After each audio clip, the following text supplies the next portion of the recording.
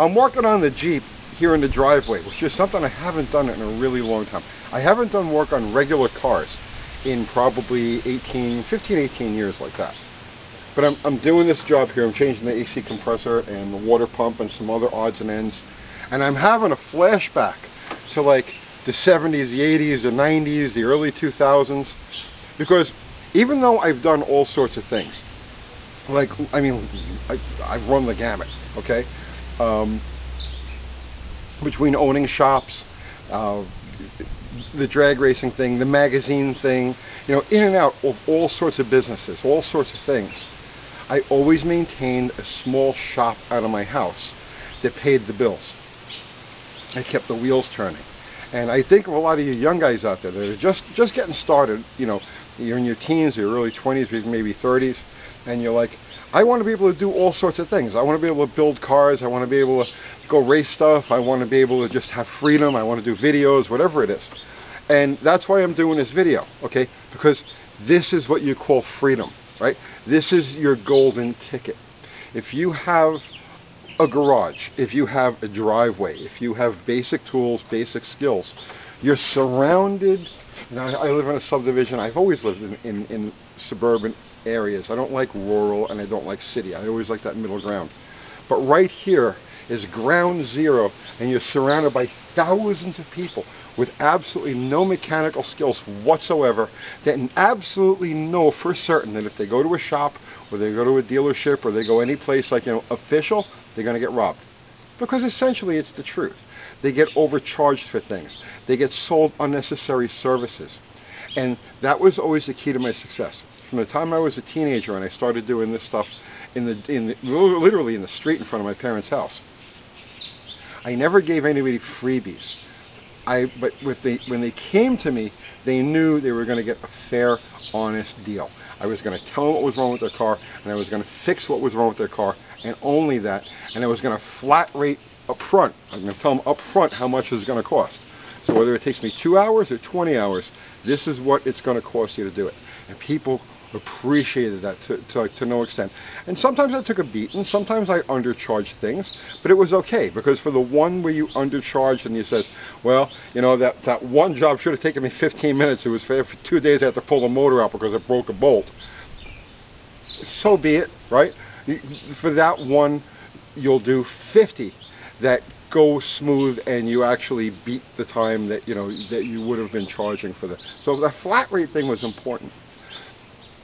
I know right away, people are like, well, what about codes? What about cops? They were always my best customers. Because I had this one guy, right? I'm not gonna mention his name. He's probably dead now. This was 30 years ago, right, in New York. But he was the Department of Motor Vehicles code enforcer, and they kept getting complaints about me working in front of the house. And he came to me one day. And I had the fuel car in the garage. I had a AA fuel altered in the garage, and I used to work in the driveway in front of it. And he came to me one day. He's like, we have reports of illegal auto repair activity going on here. And I says, I'm not doing anything illegal, man. I'm just fixing cars. Well, but you're not in code. You're not. Hey, what's that thing in the garage over there? I said, that's just my race car. Oh, well, that's nice. It looks like you have a nice garage. And he looked in the garage and he saw everything was neat and organized. The tools were hung where they were supposed to be, and it was brightly lit. It was just a happy place. It was good. And he looked around and he says, man, I go to shops all the time. They don't look as good and as efficient as this. I says, you know what?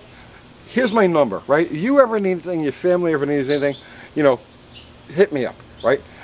And he gave him my number. And he was like, all right, you know, and I don't see anything illegal going on over here. And he left, okay? About 2 weeks later, 3 weeks later, I get a call. It's his daughter, right? And she needs whatever it was, a water pump or whatever. And it says, my dad told me to give you a call. I actually turned the code enforcement officer into one of my best customers. I had all of his family and friends. It can be done, right?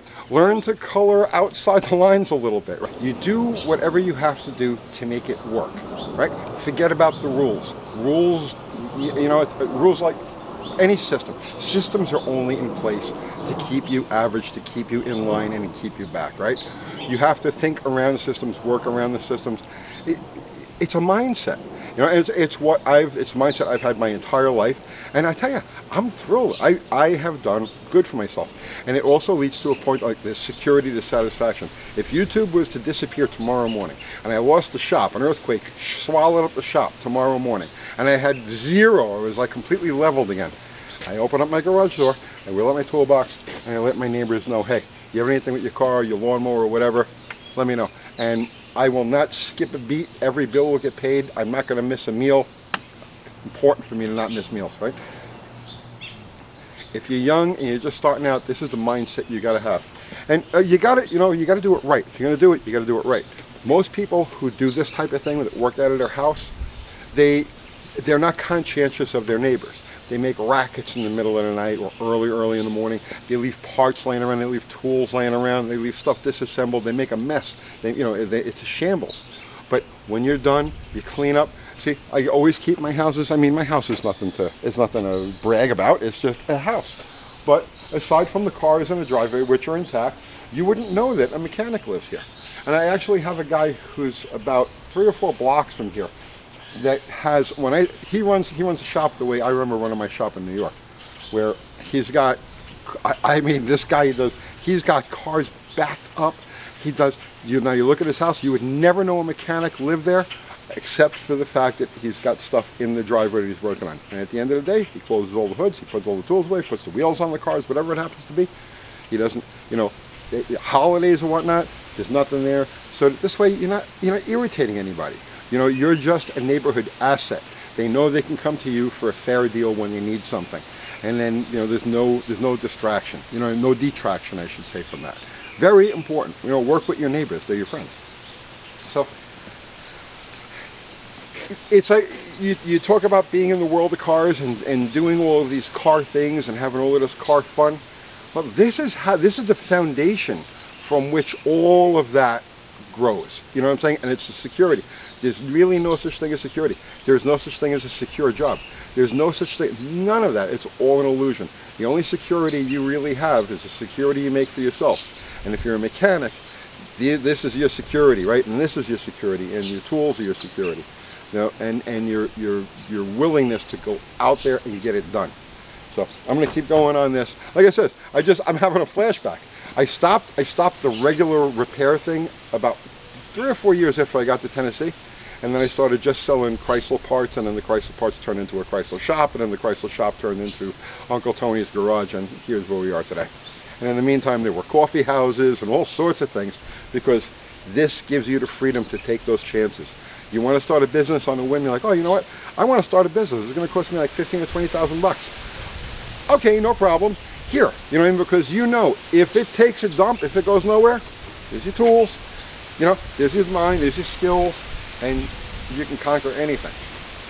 I'll see you tomorrow.